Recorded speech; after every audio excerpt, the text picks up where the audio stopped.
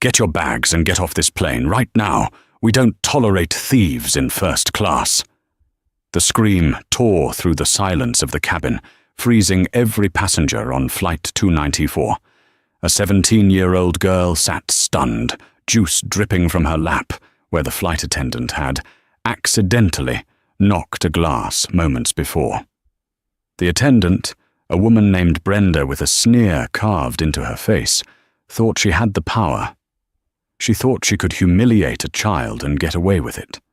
But she didn't see the phone in the girl's hand. She didn't know that one single phone call was about to ground the entire fleet, end a career, and bring the CEO of the airline rushing to the tarmac. The automated glass doors of JFK Terminal 4 slid open, letting in a gust of humid July air mixed with the sharp, distinct scent of jet fuel and expensive cologne. Chloe Harrison adjusted the strap of her vintage leather backpack and took a deep breath. She was 17, with voluminous curls pulled back into a neat bun and wearing a simple, oversized beige hoodie over leggings. To the untrained eye, she looked like any other teenager navigating the chaos of summer travel. But Chloe wasn't just any teenager, and this wasn't just any trip. In her hand, she clutched a boarding pass for Crown Atlantic Airways, Flight 294 to London Heathrow. Seat 1A first class. It was a graduation gift, not from her parents, who were hard-working but modest middle-class folks living in Queens, but from her godfather, Marcus. Marcus was the kind of man who moved in shadows and boardrooms, a man whose name opened doors that remained locked for everyone else. He had sent the ticket via courier with a simple note. "The world is yours, kiddo. Start seeing it from the front of the plane." Chloe felt a knot of anxiety in her stomach. She had never flown first class before.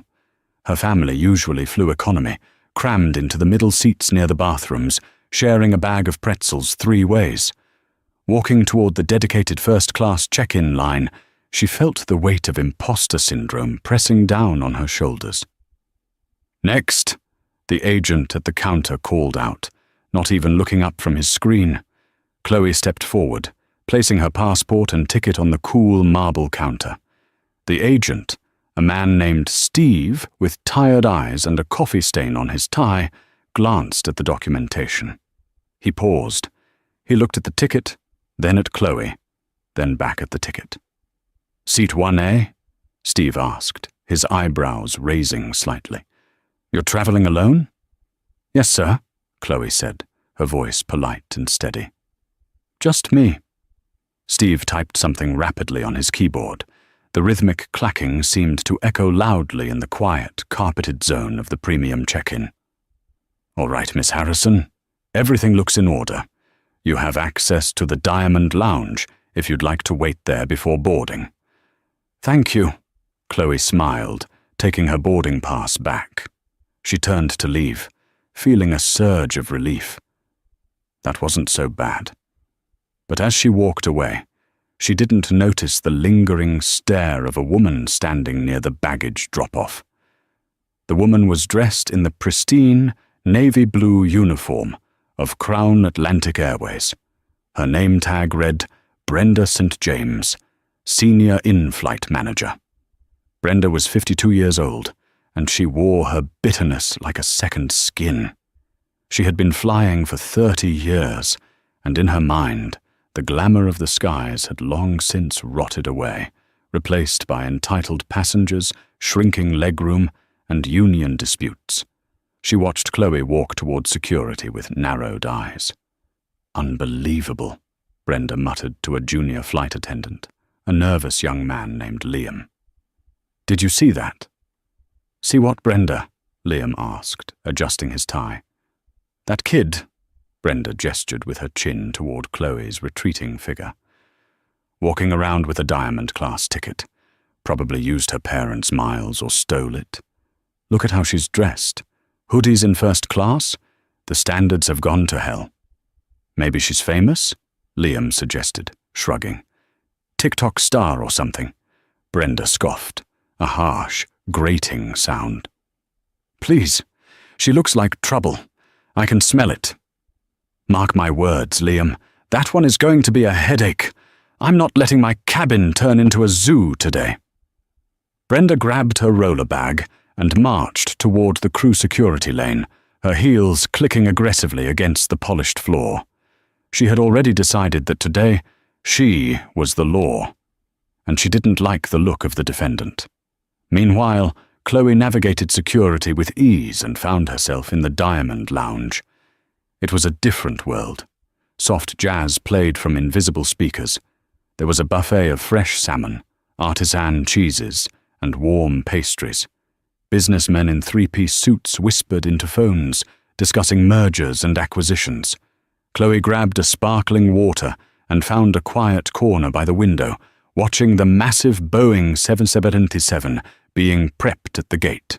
She took a photo of the plane and texted it to her mom. "I made it. It's so fancy here. I feel like a spy." Her mom texted back instantly. "Enjoy it, baby. You earned those grades. Be polite. Be safe. Love you." Chloe smiled. She was determined to enjoy this. She pulled out her sketchbook.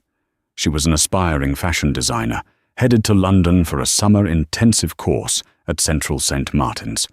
This trip was her dream.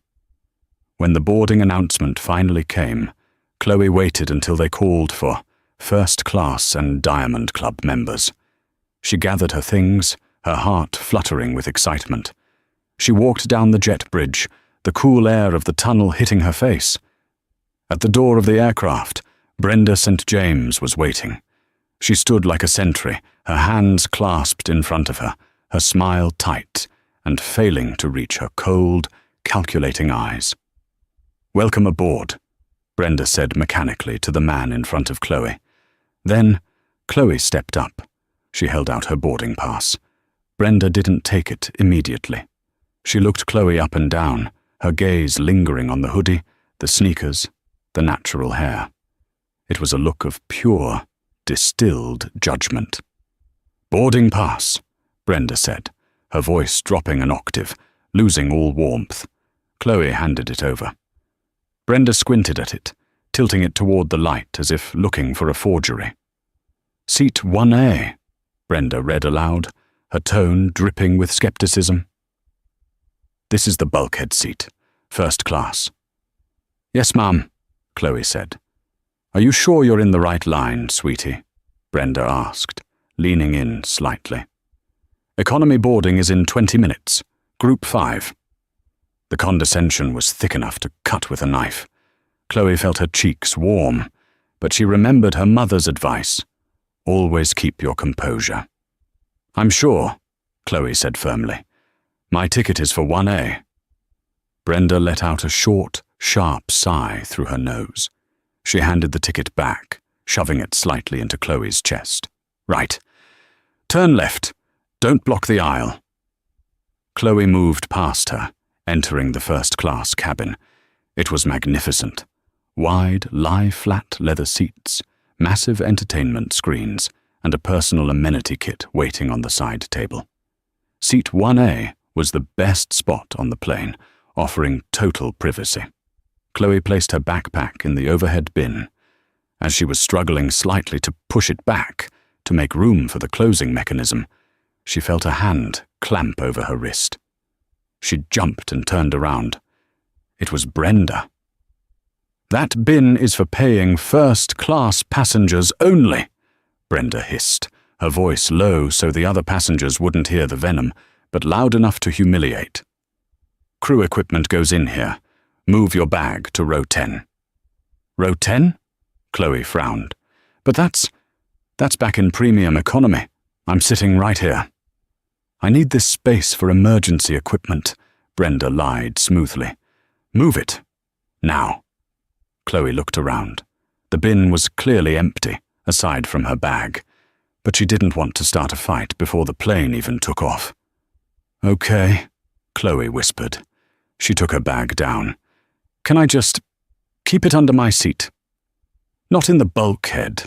No under-seat storage," Brenda snapped. "I'll take it." She snatched the expensive leather backpack from Chloe's hand. I'll find a spot for it in the back. Sit down and buckle up." Brenda marched away with Chloe's bag, which contained her sketchbook, her laptop, and her medication. Chloe sank into the plush leather seat, the excitement of the trip suddenly replaced by a cold dread. She felt small. She felt targeted, and the flight hadn't even left the gate yet. The boarding process continued, a steady stream of passengers filing past the first-class cabin toward the rear of the plane. Chloe tried to make herself invisible. She stared out the window, watching the baggage handlers toss suitcases onto the conveyor belt. She put her noise-cancelling headphones on, but she didn't play any music. She just wanted to dampen the sound of her own racing heart. Every time Brenda walked past the aisle, the air seemed to grow colder. Brenda was bustling about, serving pre-flight champagne to the other passengers in first class, a banker in 1F, an elderly couple in 2A and 2B, and a tech CEO in 1C. She pointedly skipped Chloe. Chloe waited. 10 minutes passed. Everyone else had a crystal flute of champagne or orange juice. Chloe's throat was dry. When Brenda passed by again, holding a silver tray with hot towels, Chloe cleared her throat. "Excuse me," Chloe said softly. "Could I please have some water?" Brenda stopped. She looked down at Chloe as if she were a bug on the windshield of a luxury car. "We are currently servicing priority customers. I'll get to you when I have time." I am a priority customer," Chloe said, her voice trembling slightly but holding firm. "I'm in first class. Ticket upgrades and employee non-revs don't get the full service until we're in the air," Brenda lied again. "Company policy." From across the aisle, the man in 1F, a distinguished-looking gentleman with silver hair named Mr. Henderson, lowered his newspaper. He had been watching the interactions since Chloe boarded. "Excuse me, miss," Mr. Henderson said, his voice booming and authoritative. "I believe the young lady asked for water, and I've flown Crown Atlantic for 20 years. I've never heard of a policy that denies service to a seated first-class passenger." Brenda's face flushed a blotchy red. She turned her fake smile toward Mr. Henderson. "Mr. Henderson, so good to see you again. I assure you, I'm just managing the workflow. But if you insist..." She turned back to the galley, returning moments later with a plastic cup of lukewarm tap water. She slammed it down on Chloe's side table. Water sloshed over the rim, splashing onto Chloe's jeans and the expensive leather armrest. "Oops," Brenda said, her face completely deadpan. "Turbulence on the ground. Clean that up, will you?" She walked away before Chloe could respond. Chloe grabbed a napkin and dabbed at her jeans. She felt tears pricking the corners of her eyes. "Don't cry," she told herself. "Do not let her see you cry." She was a black girl in a space that wasn't designed for her, and she knew the stereotypes that were waiting to be weaponized against her if she raised her voice. She had to be perfect. The plane eventually pushed back from the gate. The safety video played. The engines roared to life. As they taxied to the runway, Chloe closed her eyes and prayed for the flight to go quickly. 7 hours. She just had to survive 7 hours. Once they reached cruising altitude, the seatbelt sign pinged off. The cabin grew busy with the sounds of silverware clinking and laughter. The smell of roasted chicken and truffle oil wafted through the air. Dinner service. Chloe was starving. She hadn't eaten since breakfast. Brenda and Liam came down the aisle with the meal cart. They served Mr. Henderson the filet mignon. They served the tech CEO the lobster thermidor. When they got to Chloe, Brenda stopped the cart. She looked at her clipboard, then at Chloe. "What would you like?" Chloe asked, looking at the menu card. "The pasta looks... We're out of meals," Brenda interrupted. Chloe blinked. "What?" "We didn't load enough meals for the extra passengers," Brenda said, loud enough for the rows behind them to hear. We only have meals for the full-fare customers. I have a full-fare ticket, Chloe said, her frustration finally beginning to bubble over. My godfather paid full price for this seat. Likely story, Brenda muttered under her breath. She reached into the bottom of the cart and pulled out a small, foil-wrapped package. She tossed it onto Chloe's tray table. Here, a snack box from economy, pretzels and a cheese spread. Be grateful we have that. This is unacceptable, Chloe said, her voice rising. You took my bag. You spilled water on me. Now you're refusing to feed me. I want to speak to the purser. I am the purser for this cabin, Brenda snapped, leaning in, invading Chloe's personal space. Her perfume was overpowering, sickly sweet. And I suggest you lower your voice, young lady, before I have you restrained for unruly behavior. You are disrupting the peace of these premium passengers. She's not disrupting anything, Mr. Henderson interjected again. He looked furious. You are the one causing a scene, Brenda. Give her my meal. I'm not hungry. I can't do that, sir, Brenda said, her eyes flashing. Sanitary regulations. This is harassment, Chloe said, her hands shaking. She reached for the call button on her armrest to summon another flight attendant. Maybe someone from the other aisle. Brenda's hand shot out and slapped Chloe's hand away from the button. It was a sharp, stinging contact. The cabin went silent. Physical contact. A line had been crossed. Chloe pulled her hand back, clutching it to her chest. She looked at Brenda in shock. Brenda seemed to realize she had gone too far, but instead of retreating, she doubled down. Panic and ego mixed in her eyes. Don't you dare touch the equipment with those sticky hands, Brenda yelled, losing control. You people think you can just waltz in here and do whatever you want. I know you didn't buy this ticket. I bet you stole a credit card. I'm going to have the police waiting for you in London. Chloe stood up. She was tall for her age, and she stood her ground. I didn't steal anything, Chloe said, her voice remarkably calm now that the worst had happened. But you just assaulted a minor. Sit down, Brenda screamed. Sit down, or I will divert this plane and have you thrown off. Do it, Chloe challenged. What did you say to me? Brenda hissed. I said, do it. Divert the plane. Chloe reached into her pocket.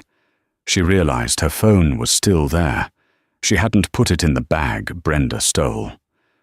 Put that phone away. Brenda lunged for it. Chloe stepped back into the aisle, dodging Brenda's grasp. She unlocked her screen. She didn't open the camera app. She didn't open Instagram. She opened her contacts and scrolled to a name saved as Uncle Marcus, Board of Directors. But she didn't call him. That would be too slow. Instead, she dialed a different number. A number Marcus had made her memorize for absolute emergencies only. It was a direct line, not to customer service, not to the police. It was the direct encrypted line to the Global Operations Center of Crown Atlantic Airways. Brenda was shouting now, calling for Liam to bring the zip ties. Restrain her. She's a threat to the flight. Passengers were standing up. Mr. Henderson was unbuckling his seatbelt to intervene. Chloe put the phone to her ear. It rang once, twice.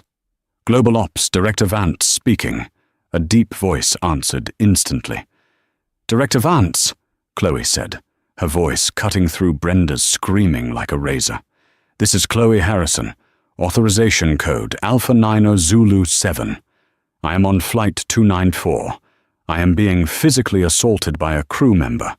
I need you to ground this plane. Brenda froze. She heard the words. She heard the code. The color drained from her face so fast it looked like she had seen a ghost. Who are you talking to? Brenda whispered, her hands trembling.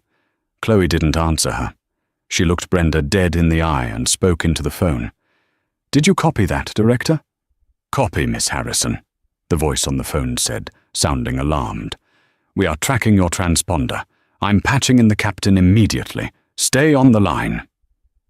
The silence in the first-class cabin was absolute, heavy, and suffocating. It wasn't the silence of peace, it was the silence of a held breath before an explosion. Every passenger in the first 3 rows was twisted in their seats, staring at the 17-year-old girl standing in the aisle with a phone pressed to her ear. Brenda St. James stood frozen, her hand still raised in the air where she had attempted to snatch the device. Her face was a mask of confusion, warring with indignation.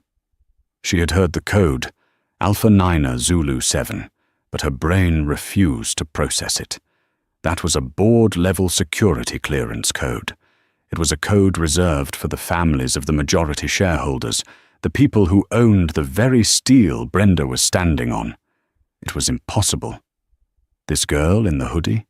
This girl with the attitude? Brenda's prejudices were fighting a losing battle against reality.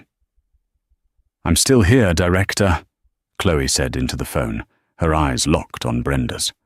Her voice was shaking now, the adrenaline crash beginning to set in, but she didn't look away. "The flight attendant's name is Brenda St. James. She has my bag. She physically struck my hand, and she has publicly humiliated me for the last 40 minutes. On the other end of the line, inside the nerve center of Crown Atlantic's global operations in Atlanta, Director Vance was typing furiously. He signaled his deputy to patch him directly into the cockpit of Flight 294. "Chloe," Vance said, his voice calm and paternal, "listen to me closely. You are safe. We are logging this incident as a Level 1 security breach. We are not just grounding the plane. We are recalling the crew. Do not engage with her further. Sit down. We are taking over." "Okay," Chloe whispered. "Thank you." She hung up the phone. She slowly lowered herself back into seat Jianhornaway. Brenda blinked, her trance breaking. The fear in her chest was quickly replaced by a surge of defensive anger. She couldn't let this teenager win. It was a bluff. It had to be a bluff. "Who was that?" Brenda demanded, her voice shrill. "You can't just make phone calls during flight. That's a federal offense. Interfering with a flight crew." "I'd stop talking if I were you," Mr. Henderson warned from across the aisle. He had his phone out now, recording. "You're digging your own grave, Brenda." "Mind your business, Mr. Henderson," Brenda snapped. She turned back to Chloe. "I'm going to write you up. I'm going to have the marshals waiting. You think you can scare me with some fake code words?" Suddenly, the overhead chime dinged. Bing bong. It wasn't the soft chime for a passenger call. It was the triple chime, the signal for the flight crew to pick up the interphone immediately. Brenda glared at Chloe one last time before snatching the interphone handset from the wall cradle near the galley. "Cabin, Brenda speaking," she said, her tone aggressive. "Brenda, this is Captain Miller," the pilot's voice came through, but it wasn't on the private loop. He had accidentally, or perhaps intentionally, left the PA system on for a split second before switching, so the first few words boomed through the cabin speakers before clicking to the handset. "Come to the cockpit, now," Miller said. His voice was ice cold. "Captain, I'm in the middle of a situation with a disruptive passenger," Brenda said, trying to regain control of the narrative. "I need you to authorize a restraint order." "I said come to the cockpit, Brenda," Miller barked, "and bring the other purser. Leave the girl alone." The line clicked dead. Brenda stared at the handset. Her hands were starting to sweat. She looked at Liam, the junior attendant, who was cowering near the coffee maker. "You watch her," Brenda ordered Liam. "Don't let her move." Brenda marched to the front, punched in the cockpit code, and slipped inside. Inside the flight deck, the atmosphere was tense. Captain David Miller, a veteran pilot with 20 years of experience, was looking at a message printed on the ACARS screen, the text communication system pilots use to talk to the ground. The message read, "Critical. IMED divert boss. FLT 294. Orth, CEO Sterling. Crew suspension, pending. Police wreck gate. Captain Miller turned in his seat to face Brenda. He took off his headset. "What did you do?" Miller asked quietly. "Me?" Brenda put a hand to her chest, feigning shock. "I didn't do anything. It's that girl in 1A. She's a menace. She's stealing. She's shouting. She refused to follow instructions regarding stowage." "Brenda," the captain cut her off. "I just got a direct order from Alexander Sterling's office." Brenda's mouth fell open.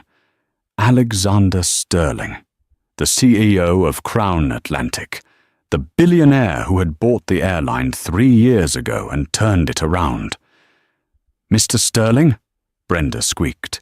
"The passenger in 1A. The captain looked at the manifest on his iPad. "Is Chloe Harrison. Do you know who that is?" "No," Brenda stammered. She just looked like a—" "She is Marcus Sterling's goddaughter," the captain said, rubbing his temples. "Alexander Sterling's brother. You just assaulted the niece of the owner of this airline." The blood drained from Brenda's face so completely that she looked like a wax figure. The cockpit spun. I didn't know," she whispered. "She was wearing a hoodie. She looked like a target to you," the captain said with disgust. "We are diverting to Boston. We are dumping fuel. You are to go back into that cabin, sit in the jump seat, and not say a single word to anyone. If you even look at Miss Harrison, I will have you charged with mutiny on top of assault. Get out of my cockpit." Brenda stumbled out of the cockpit. She felt like she was underwater. She walked past the first-class cabin. She didn't look at Chloe. She couldn't. She went straight to the jump seat near the front door, strapped herself in, and stared blankly at the wall. The plane suddenly banked sharply to the left. The engine noise changed pitch. The smooth hum of cruising altitude was replaced by the feeling of descent. The PA system crackled to life. "Ladies and gentlemen, this is Captain Miller from the flight deck. We have been ordered by company headquarters to divert immediately to Boston Logan International Airport due to a personnel security incident on board. We apologize for the inconvenience. Please return to your seats and fasten your seatbelts. Flight attendants, prepare the cabin for immediate arrival." The cabin erupted in murmurs. "Personnel security incident? What does that mean? Are we in danger?" Chloe sat in 1A, clutching her hands together. She wasn't triumphant. She was shaking. She just wanted to go home. Mr. Henderson leaned across the aisle. "You did the right thing, kid," he said softly. "Don't you worry about a thing." Chloe nodded, tears finally spilling over. She looked out the window as the clouds broke, revealing the coastline of Massachusetts below. The Karma hadn't just hit. It was coming in for a landing, and it was bringing the whole world with it. The descent into Boston was aggressive. The aircraft, a massive machine designed for long-haul comfort, felt heavy and urgent as it cut through the summer sky. Usually, a landing is a gradual, gentle process. This was a tactical maneuver. The speed brakes on the wings were deployed, causing the plane to shudder and rumble, a physical manifestation of the turmoil inside the cabin. In seat 1A, Chloe Harrison wiped her eyes with the sleeve of her hoodie. She had stopped crying, but the aftershocks of the adrenaline were making her teeth chatter. She pulled her knees up slightly, trying to make herself small. She felt the eyes of the other passengers on her. Some were sympathetic, like Mr. Henderson. Others, further back, who hadn't seen the incident, were craning their necks, whispering, wondering if she was the security threat the captain had mentioned. That was the insidious thing about what Brenda had done. Even now, as the victim, Chloe felt like the criminal. She worried about what would happen when they landed. Would the police believe her? Or would they believe the woman in the uniform? Brenda sat in the forward jump seat, facing the passengers. She was legally required to be there for landing safety, but it was a torture of its own. She had to look directly at the first-class cabin. She stared at a spot on the carpet, refusing to make eye contact with anyone. Her mind was racing, trying to construct a defense. She was aggressive. I felt threatened. I was just following protocol. It was a misunderstanding.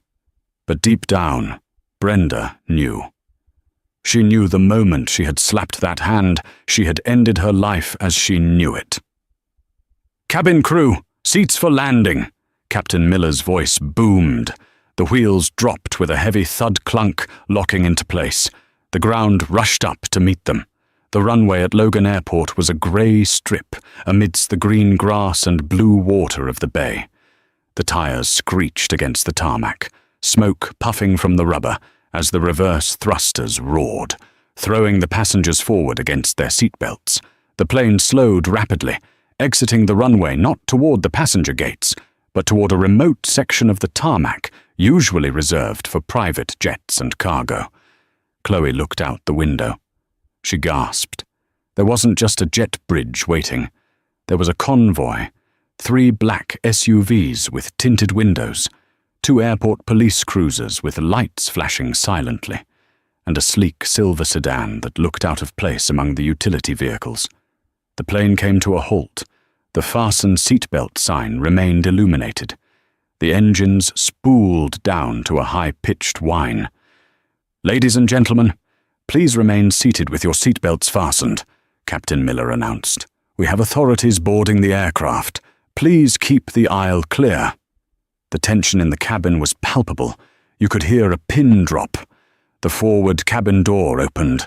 The rush of outside air and the sound of ground power units filled the space. 2 police officers in high-visibility vests entered first. They were big men, serious and focused. Officer O'Malley and Officer Diaz. They scanned the cabin. Brenda unbuckled her jump seat harness and stood up, smoothing her skirt. She put on her most professional, albeit shaky, face. She stepped toward the officers. "Officers," Brenda said, her voice trembling slightly. "Thank God you're here. The passenger in 1A has been completely unmanageable. She threatened the crew, Officer O'Malley didn't even look at her. He walked right past her, his shoulder brushing hers as if she were a piece of furniture. He walked straight to seat 1A. Chloe stiffened. She pressed her back into the leather seat. Officer O'Malley knelt down on one knee in the aisle, bringing himself to Chloe's eye level. His expression softened instantly. "Miss Harrison?" he asked gently. "Yes?" Chloe whispered. "I'm Sergeant O'Malley, Massachusetts State Police. We're here to get you off this plane. You're not in any trouble, okay? Your uncle has people waiting outside for you." Chloe let out a breath she felt like she'd been holding for an hour. "Okay. Do you have any carry-on items?" O'Malley asked. "My backpack," Chloe pointed toward the galley. She took it. Brenda took it." O'Malley stood up. He turned slowly to face Brenda, who was standing by the door, her mouth agape. The color had not returned to her face. "Ma'am," O'Malley said, his voice hard as granite. "Where is Miss Harrison's bag?" I stowed it," Brenda stammered. "It was flight safety. Retrieve it. Now." Brenda scrambled to the back of the first-class galley, opening a closet where she had spitefully shoved the vintage leather bag under a pile of trash bags. She pulled it out and handed it to the officer. O'Malley handed the bag to Chloe. "Check it, please. Is everything there?" Chloe unzipped it. Laptop, sketchbook, meds. "Yes, it's all here." "Good. Come with me." Chloe stood up. As she walked toward the door, escorted by the police, the entire first-class cabin did something unexpected. Mr. Henderson started it. He began to clap. Then the woman in 2B clapped. Then the tech CEO. Within seconds, the first few rows were applauding. It wasn't a celebration of the landing. It was a show of solidarity, a rejection of what they had witnessed. Chloe managed a weak, grateful smile at Mr. Henderson as she passed. She stepped out onto the metal stairs that had been rolled up to the plane. The sun was bright. Standing at the bottom of the stairs, leaning against the silver sedan, was a man in a sharp grey suit. He was holding a phone. It wasn't her godfather, Marcus. It was someone even more terrifying for the airline employees. It was Alexander Sterling, the CEO. He had been in Boston for a conference and had rushed to the tarmac the moment the call came in from Global Ops. He watched Chloe descend the stairs, his face grim. But the scene on the plane wasn't over. Back inside, Brenda watched Chloe leave. She let out a nervous laugh. Well, good. Now that the disruption is gone, we can refuel and— Brenda St. James, Officer Diaz spoke up. He was standing right in front of her, holding a pair of handcuffs. Brenda froze. Excuse me? You are under arrest for assault on a minor, theft, and interference with a flight crew, Diaz recited, his tone bored but efficient. Turn around and place your hands behind your back. You can't be serious, Brenda shrieked. I'm the senior in-flight manager. You can't arrest me. I was doing my job. She's a brat. Turn around, Diaz ordered, grabbing her wrist. He spun her around. The click of the handcuffs echoed through the silent cabin. Liam, Brenda screamed at the junior flight attendant. Call the union. Call my rep. This is illegal. Liam looked at her, then looked at the floor.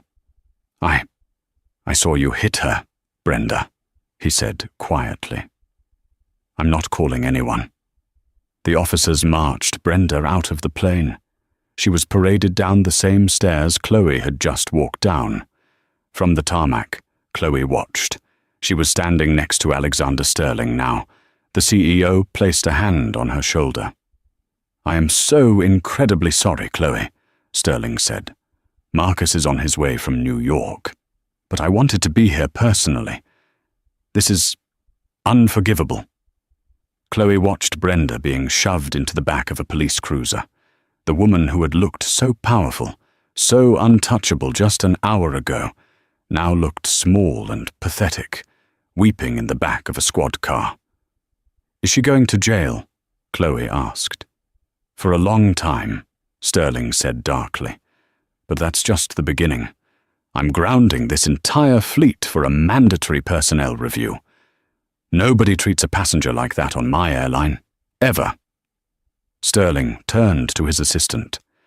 Get the press release ready. We aren't hiding this. We are owning it. And get the legal team. I want Brenda St. James's pension frozen pending the investigation. He looked back at Chloe. Come on, let's get you some real food. And I think we can find a better way to get you to London than Flight 294. As Chloe got into the silver sedan, she looked back at the plane one last time. The massive machine sat idle, engines off, defeated. One girl, one phone call, and the giant had been brought to its knees. But the story wasn't over. The video Mr. Henderson had recorded. He had just hit upload on Twitter. And while the police were dealing with Brenda, the internet was about to deal with Crown Atlantic Airways. While Chloe was being whisked away in a private convoy to the presidential suite of the Mandarin Oriental in Boston, a different kind of storm was brewing. It wasn't atmospheric. It was digital, and it moved faster than any jet engine. Mr. Henderson, the silver-haired businessman from Seat 1F, had a modest Twitter following, mostly colleagues in the banking sector and a few golf buddies. But the video he uploaded, titled Racism and Assault on Crown Atlantic Flight 294, didn't stay in that circle. The video was damning. It was clear, high-definition footage of Brenda screaming, I know you didn't buy this ticket. I bet you stole a credit card. It captured the slap. It captured Chloe's terrifyingly calm response. And it captured the moment the captain's voice boomed over the intercom ordering Brenda to the cockpit. Within 20 minutes of the upload, a popular social justice activist with 3 million followers retweeted it. Watch this power-tripping flight attendant assault a black teenage girl who was just trying to sit in her assigned seat. Crown Atlantic explained this. Now, the internet exploded. By the time Brenda was being fingerprinted at the Massachusetts State Police Station at Logan Airport, the hashtag #Flight294 was the #1 trending topic in the United States. By the time her mugshot was taken, her mascara smeared, her hair frizzy, her face a portrait of misery, it was trending worldwide. Inside the interrogation room, Brenda sat alone. The metal table was cold. The fluorescent light buzzed overhead. She had been stripped of her uniform jacket and scarf. She was just a woman in a wrinkled white blouse, shivering. She still didn't understand the magnitude of what was happening. In her mind, this was a misunderstanding that she could smooth over. She was a senior in-flight manager. She had 30 years of service. She had union protection. The door opened. It wasn't a lawyer. It was Officer Diaz, looking even more bored than before. "You get one phone call," Diaz said. Brenda scrambled for the phone. She didn't call her husband. He had been telling her to retire for years, and she couldn't bear his "I told you so." She called her union representative, a man named Gary. "Gary!" Brenda cried when he picked up. "Thank God, you have to get down here. They arrested me. A passenger, some bratty teenager, provoked a situation, and the police are acting like I'm a criminal. You need to file a grievance immediately." There was a long silence on the other end of the line. "Brenda," Gary's voice was tight, strained. "Have you seen the news?" "I'm in a jail cell, Gary. I haven't seen anything." "It's everywhere," Gary said. "There's video. Henderson took video. Millions of people have seen you slap that girl. They've seen you screaming at her." It was out of context," Brenda stammered, her stomach dropping. "There is no context for hitting a passenger, Brenda," Gary snapped. "I've been on the phone with the National Union Board for the last hour. We're getting death threats at the office because of you." So what are you doing to get me out?" "Nothing," Gary said. Brenda froze. "What?" "We are not sending a lawyer," Gary said, his voice cold. "The union is disavowing you. Clause 14, Section B of your contract. Any employee engaged in verifiable physical assault or criminal acts against passengers forfeits immediate representation." "You're on your own, Brenda. Don't call this number again." The line went dead. Brenda stared at the receiver. The dial tone hummed in her ear, a lonely, mechanical sound. For the first time in 30 years, she was completely, utterly alone. The institution she had hidden behind, the seniority she had used as a shield, it had all evaporated in the span of a 3-minute video clip. Meanwhile, at the Mandarin Oriental, the atmosphere was very different. Alexander Sterling had arranged for a team of trauma counselors and assistants to be available for Chloe, but all she really wanted was her mum. The door to the suite flew open, and Marcus Sterling, her godfather, strode in. He looked like a man who had just run a marathon in a suit. He was followed closely by Chloe's mother, Sarah, who had been flown in on a private helicopter from New York. "Chloe!" Sarah screamed, running across the plush carpet. Chloe collapsed into her mother's arms, finally letting go of the brave face she had worn for hours. She sobbed into her mum's shoulder. "I'm sorry, Mom," Chloe cried. "I caused so much trouble." "You didn't cause anything," Marcus said, his voice trembling with suppressed rage. He walked over and kissed Chloe on the forehead. "You were perfect. You were brave. And that woman is going to regret the day she was born." Marcus turned to Alexander Sterling, who was standing by the window, watching the news on a muted TV. "Alex," Marcus said, "tell me it's handled." "The stock is down 4% in after-hours trading," Alexander said, turning around. "Advertisers are pulling out. The internet is calling for a boycott of the airline unless we make a public example of her." "Good," Marcus said. "Give them what they want." "We are," Alexander said. "But it gets worse for Brenda. The internet sleuths. They've been digging."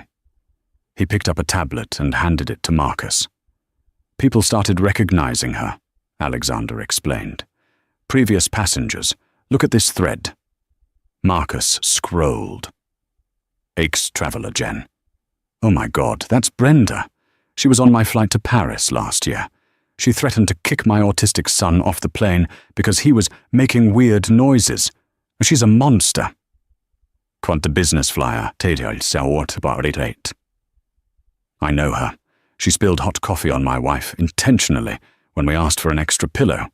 We complained, but the airline said it was an accident." Flight 294. Our crew life anonymous. "I flew with Brenda for years. She used to brag about putting people in their place. She targets anyone she thinks doesn't belong in first class. We all hated her but were too scared to report her." "It's a pattern," Marcus said, his eyes narrowing. "She's been doing this for years." "And we missed it," Alexander admitted, looking ashamed. "The complaints were buried in customer service resolution files. She was good at covering her tracks, but not today. Today, she messed with the wrong family." Alexander looked at Chloe, who was sitting on the sofa, drinking hot chocolate her mum had made her. "Chloe," Alexander said gently, "the police need a formal statement, but you don't have to do it alone. We have the best lawyers in the country waiting outside. You tell them the truth, and we handle the rest." Chloe nodded.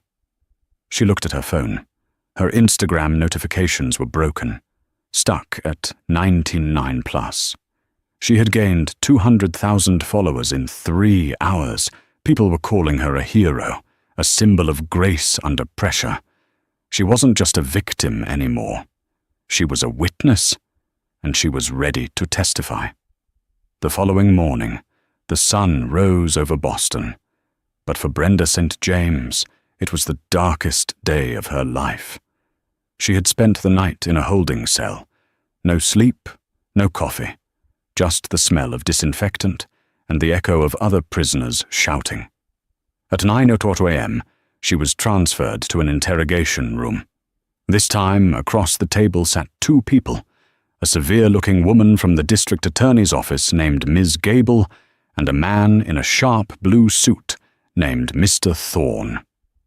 Mr. Thorne was the head of legal for Crown Atlantic Airways. Brenda straightened up when she saw Thorne, a flicker of hope. "Mr. Thorne, finally. Look, you have to explain to them. I have seniority. This is an internal matter." Thorne opened his briefcase. He didn't look at her. He pulled out a single sheet of paper and slid it across the metal table. "Miss St. James," Thorne said, his voice devoid of emotion. "This is your notice of termination, effective immediately. It is signed by Alexander Sterling, personally." Brenda stared at the paper. "Termination? You can't just fire me. There has to be a hearing, a tribunal." "There was a hearing," Thorne said. "Last night, the board of directors convened an emergency session. Given the video evidence, the witness statements from the captain and the crew, and the police report, the decision was unanimous. You are fired for gross misconduct." "But my pension," Brenda whispered. "I have 30 years. My retirement." "That's the second document." Thorne slid another paper across. "Crown Atlantic is suing you for damages to the brand and breach of contract. We are freezing your pension assets pending the outcome of the civil litigation, and since you violated the zero-tolerance violence policy, your accumulated benefits are null and void." Brenda felt like she couldn't breathe. "You're taking everything?" "You cost the airline $60 million in market value in 12 hours, Thorne said coldly. "You grounded a transatlantic flight. You assaulted the CEO's niece. Frankly, Brenda, you're lucky we aren't suing you for the fuel costs of the diversion." Ms. Gable, the prosecutor, leaned forward. "And that brings us to the criminal charges. Assault and battery on a minor, unlawful imprisonment, interference with a flight crew. I'm looking at 3 to 5 years in state prison, Brenda." Brenda put her head in her hands and began to sob. Not the soft crying of a victim, but the ugly, gasping sobs of someone who realizes the walls have closed in. "I didn't know who she was," Brenda wailed. "If I had known she was a sterling—" "That," Ms. Gable interrupted, "is exactly the problem. You thought she was nobody, so you treated her like garbage. You only care now because she has power. That doesn't make you innocent. It makes you a predator." While Brenda was facing the end of her life, the investigation at the airline headquarters was unearthing the rot she had left behind. Alexander Sterling ordered a full audit of the priority bin complaints. The IT department ran a search for Brenda's employee ID. They found something disturbing. Over the last 5 years, Brenda had flagged over 50 passengers for suspicious behavior or carry-on violations. 90% of them were people of color. 90% of them were in first class or business class. Liam, the junior flight attendant, was called in for questioning. He was terrified, sitting in the plush boardroom. "Tell us about the bag," Alexander Sterling asked him. "Why did she take Chloe's backpack?" Liam swallowed hard. She has a side deal. Or a habit, I don't know." "Speak up, son," Marcus urged. "She keeps the overhead bins in row 1 empty," Liam confessed. "She tells passengers they are for equipment. Then she sells the space to passengers in row 2 or 3 who have extra bags. They slip her cash, $50, $100, and she lets them put their stuff up front. She calls it her overhead tax." Alexander slammed his fist on the table. "She was running a shakedown racket in my first-class cabin?" "Yes, sir," Liam whispered. "And when Chloe boarded, Brenda was mad because she had already promised that bin space to the guy in 1C. She needed Chloe's bag gone so she could fulfill her deal." The room went silent. It wasn't just racism. It was greed. Petty, small-minded greed. She had humiliated a teenage girl, assaulted her, and grounded a plane, all because she wanted to make an extra $50 selling bin space that wasn't hers to sell. "That's it," Alexander said, standing up. "I want that released to the press. Everything. The pattern of discrimination, the theft, the bribery. I want the world to know exactly who Brenda St. James is." "It will hurt our reputation," the PR director warned. "Admitting we had a crook on staff." "It cleanses the wound," Alexander corrected. "It shows we are hiding nothing. Release it." By that evening, the story had shifted. It was no longer just about a racist outburst. It was about the fall of a corrupt tyrant. The news channels ran special reports on the bullying culture of the skies. Chloe, watching from her hotel room, saw the update on CNN. The anchor spoke gravely. "New revelations in the Flight 294 scandal. Disgraced flight attendant Brenda St. James was allegedly running an illegal scheme to sell overhead bin space, targeting minority passengers to clear room for paying bribers. Prosecutors say this adds a layer of fraud to the assault charges." Chloe turned off the TV. She looked at her sketchbook. She picked up a pencil. She started to draw. Not a dress, but a uniform. A new airline uniform. Stylish, modern, inclusive. "What are you doing?" her mom asked. "I'm designing," Chloe said, a small smile returning to her face. "Uncle Alex said he wants to rebrand. I think I have some ideas." The karma was complete. Brenda had tried to crush Chloe's spirit and steal her space. Instead, Brenda had lost her career, her freedom, and her name, while Chloe was about to leave her mark on the very industry Brenda had claimed to own. 6 months later, the winter wind whipped against the windows of the Suffolk County Courthouse, but inside courtroom 4B, the heat was suffocating. The gallery was packed with reporters, cameras, and former passengers who had suffered under Brenda's tyranny. Brenda St. James sat at the defendant's table, a ghost of her former self. Gone was the pristine uniform and the sneer of authority. She wore a drab, ill-fitting grey suit, her hair pulled back in a messy knot, looking 20 years older. Across the aisle, Chloe Harrison sat like royalty. She was flanked by her mother and the Sterlings. Chloe wore a sharp, emerald-green blazer, one of her own designs. She didn't look angry. She looked ready. Judge Evelyn Moore, a stern woman who brooked no nonsense, adjusted her glasses and looked down at Brenda. The trial had been swift. The video evidence, Liam's testimony about the bin tax scheme, and the sheer volume of past complaints had made the defense crumble. "Brenda St. James, please stand," Judge Moore ordered. Brenda stood, her legs trembling violently. "You have been found guilty on all counts," the judge announced, her voice echoing through the silent room. "You abused your authority to terrorize a minor and disrupted the safety of an aircraft for your own petty greed. The court finds your actions reprehensible." Brenda let out a small, strangled sob. "On the count of interference with flight crew operations, I sentence you to 3 years in state prison," Judge Moore continued. "On the count of assault and battery, 1 year, to be served consecutively. You are also ordered to pay restitution of $15,000 to your victims." 4 years. Brenda's knees buckled, and she gripped the table for support. "Furthermore," the judge added, delivering the final blow, "as part of the civil settlement with Crown Atlantic, you are permanently placed on the federal no-fly list. You will never set foot on an airplane again." The bailiffs moved in. The click of handcuffs echoed in the room, a sound far louder than any shout. As she was led away, Brenda looked back at Chloe, searching for some reaction. But Chloe simply watched her with quiet pity. The woman who thought she owned the sky was now grounded forever. Outside the courthouse, Alexander Sterling faced the press. "Justice is served," he declared. "We are overhauling our culture, and I am proud to announce that Chloe Harrison is not just our scholarship recipient.